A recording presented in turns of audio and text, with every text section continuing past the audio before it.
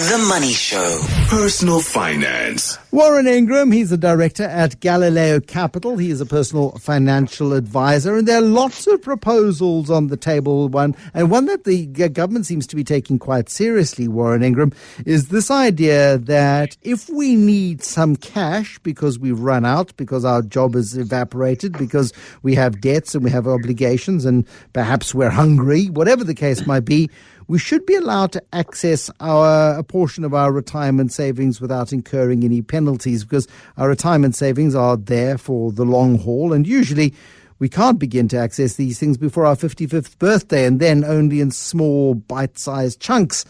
What do you make of the proposals?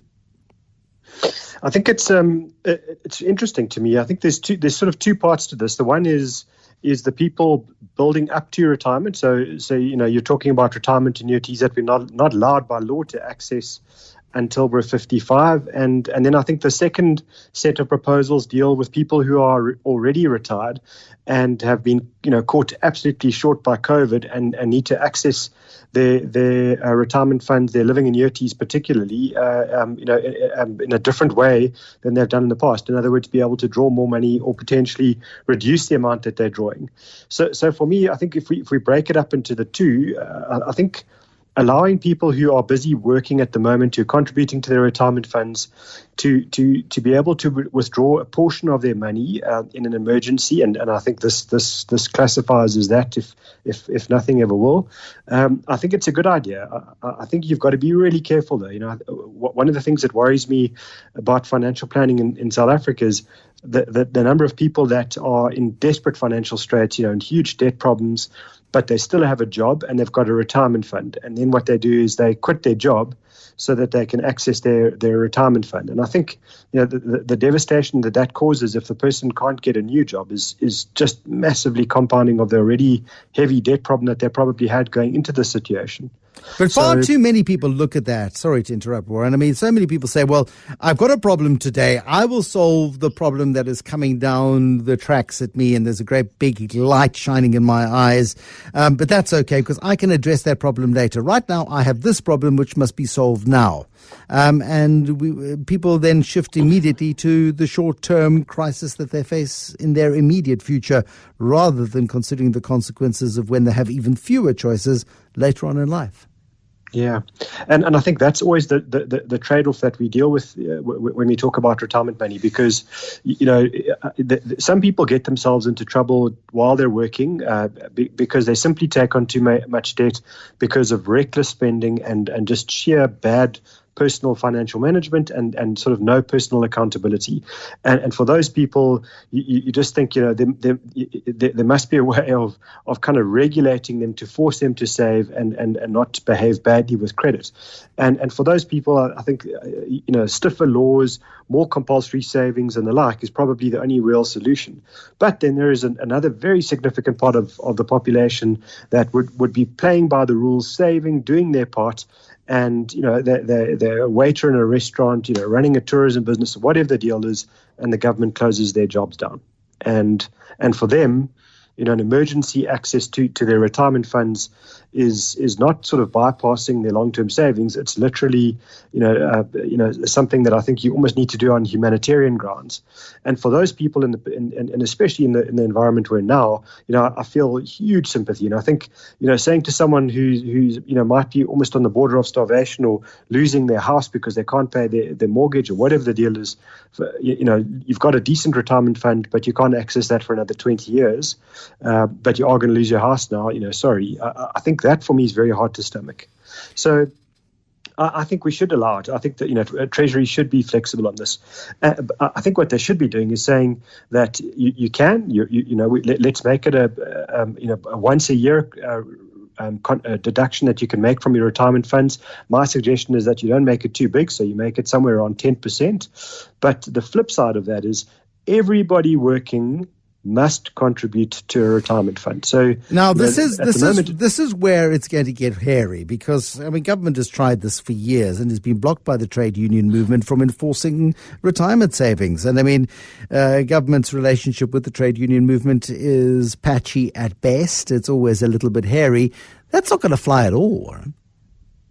Well, I think it's time that we stop listening to the trade unions so much when we're trying to do things to solve a long-term financial planning problem. I just simply believe the trade unions don't understand financial planning if they think it's okay not to force people to save for their long-term retirement. I mean, it's not there's no sort of capitalist agenda here. There's no hidden, kind of machinery here. I mean, I would be quite happy if it was, for example, we've spoken about RSA retail bonds. If this was something that government did at zero cost, forced the PIC or somebody to offer it as a retirement vehicle. I'm not saying, enrich the insurance companies or the unit trust industry or financial advisors, but I think that this should be absolutely compulsory. And I think people who stand against this should be called out. I mean, I think there's no logic to it. If you're saying let's allow people to access their retirement funds, then we need to force everybody to save.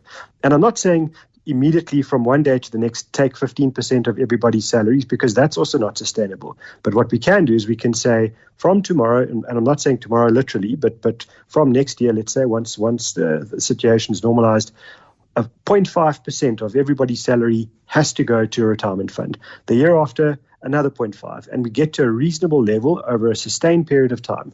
But we need to change the whole retirement savings landscape in South Africa. And it's pointless pointing at the insurance companies who have behaved badly in the past and financial planners who behaved badly and say, well, that's the reason we're not doing it. That's rubbish. There are plenty of ways nowadays to do it in a really good, transparent, seamless way where no one has to get their fingers in the pie. It's solely for the benefit of workers. And I think it's long past time that we do that, to kind of hamstring retirement reform because of history or ideology is just frankly stupid, and it's totally against the interests of the people we're meant to be helping here, which is every working South African.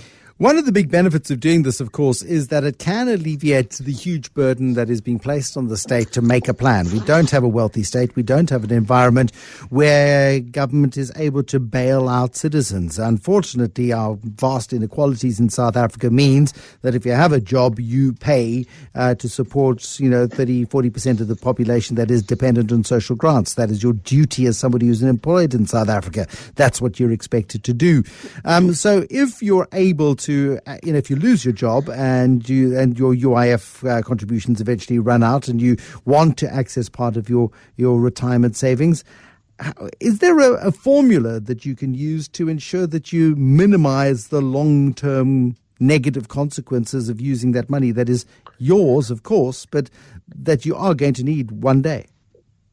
Yeah, so I think the short answer is that any time you access your retirement savings before retirement is bad for you. There isn't a good way out of this, and so I think that's why what we're talking about are least worst scenarios. It's not one good scenario versus a bad scenario, and so I think that's why you need to say limited to a certain proportion every year. Rather than saying to people you can do it once in your lifetime or once every 5 years or a certain amount, just say a certain percentage every year.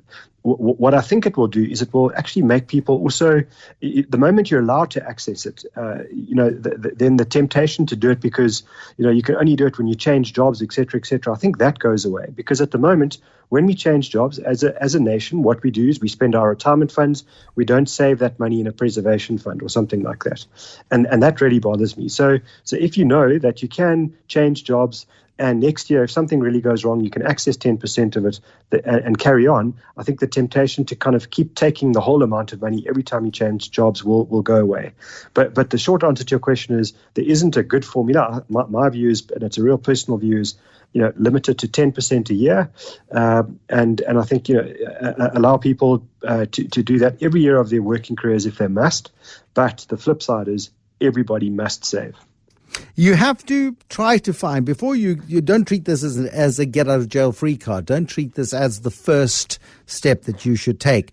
Really exhaust all possibilities, I would argue, before beginning to access a pool of money that you will need. Yeah, absolutely, and I think, I think that's what we're seeing now. We've probably, I think I feel like I'm getting old now. We've probably on this show spoken about things like emergency funds for probably 9 years, and sometimes you try and sketch the scenario why people will need an emergency fund, and sadly, we now have many thousands, if not millions, of examples in everyone's lives as to why an emergency fund right now would have been incredibly valuable. And it's the same with retirement. Saving for retirement means that you're not dependent on an inefficient state that's massively overburdened, that can't actually look after every one of its citizens.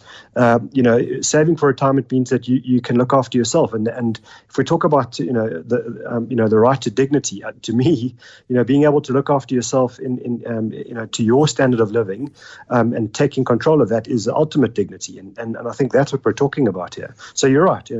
Accessing your retirement fund should not be used for kind of normal expenditure or over expenditure where you can control your budget. But I think when life happens and cuts you off at the knees, and it's through no fault of your own, then I think allowing emergency access is a good thing. If people have emergency access every year or every 5 years, or such a regular, repeated basis, then probably there's an issue, and we need to talk about that as well. I don't think there is a foolproof way to solve this problem, but I think we need to be more flexible. I think sorry, yes, Karen. I'm really keen that we talk to people about, especially retired people who are panicking about their living annuities at the moment, because I think that's something that's almost like a public service announcement, which we need to talk through. One of the things that we've been getting in our kind of correspondence from people, saying, please speak to Bruce about this. So now I'm doing it, Bruce, as requested. Is people who are retired and this financial crisis has hit them particularly hard, because they've had 5 years of no growth on their money before this, and cost base is going through the roof because the price of food and everything else has been going crazy, and now they're in this situation. And sort of 2 weeks ago, I had a lady in tears saying, you've got to speak to Bruce about this. He'll get Treasury to listen. So you've got a lot of people who believe in you, Bruce. And one of the things hold on 1 second. This notion of Bruce Almighty is very nice in Hollywood, but I'm afraid it doesn't exist. Well, what's fascinating is some things happen, because we haven't spoken about it, but Treasury and it's I've seen it's not a regulated proposal yet, but Treasury have said that they are going to introduce rules very soon where people who are drawing money from a living annuity will be able to do one of two things. They'll be able to either reduce the amount that they draw from their living annuity now.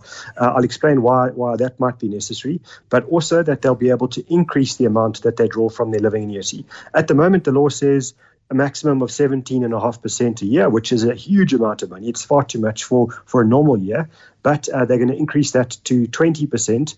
And normally you can only make that decision once a year when your living annuity was started. So if your living annuity started in January, then every January you'd be able to make a change. What they're saying now is they'll allow a few months, I think it's to the end of October, for you to make a change in the amount that you draw, and you can increase your drawdown for this temporary period between now and the end of October. Sadly, that was announced a couple of weeks ago, but we haven't seen any regulation yet. All the insurance companies and the living annuity providers from the unit trusts are all saying, yes, we know there's a huge need. We'd love to be able to help you, but we're waiting for regulation. So I think that it's coming, and it's not helpful to people who are desperate to say, please be patient. I know that, but I do know Treasury is working on it, and they will make a change soon. All right. And then, so this idea, I get the idea of upping the amount you want to draw down. Why would you reduce your drawings? That gives you an advantage, I suppose, if you're able to cut your expenses to make your money last longer, ultimately. Exactly. And I think what happens here is that the law in the past has said you may not draw less than 2.5% of your money. So you're forced to draw the 2.5%. And in a time like this where everything's going crazy and the portfolios have collapsed, let's say, you were in a position where you had to make this decision during the month of March, you might have been forced to draw your 2.5%, where you were saying, well, actually, I could cut my expenses. I had a bit of a gap in my budget. I don't want to draw money from my retirement funds because that's going to make a bad situation even worse. Please, can I draw less? Well, the law didn't allow that, and so now there's a dispensation to say to people, okay, you can draw less. So it's, people who probably have 2 or 3 sources of savings, their living annuity is one, and they were forced to draw more than they really wanted to, and I think that's really a law that should change. You shouldn't be forced to draw from a living annuity. They should say you can draw anything from 0 to 17.5% in normal times, but for now it's saying 0.5% to 20%. So I'm really glad that Treasury is listening on that, and I really hope they listen on the retirement funds. I think it's a big issue, and as you say, it's not Bruce Almighty, but I think what does happen is that we've got people that listen who work in government, and I think sometimes every now and then we make sense, and they go away and they talk to their bosses and things change. Speak for yourself on that particular front. Warren Ingram, thank you. Personal financial advisor, Warren Ingram. He's a director at Galileo Capital.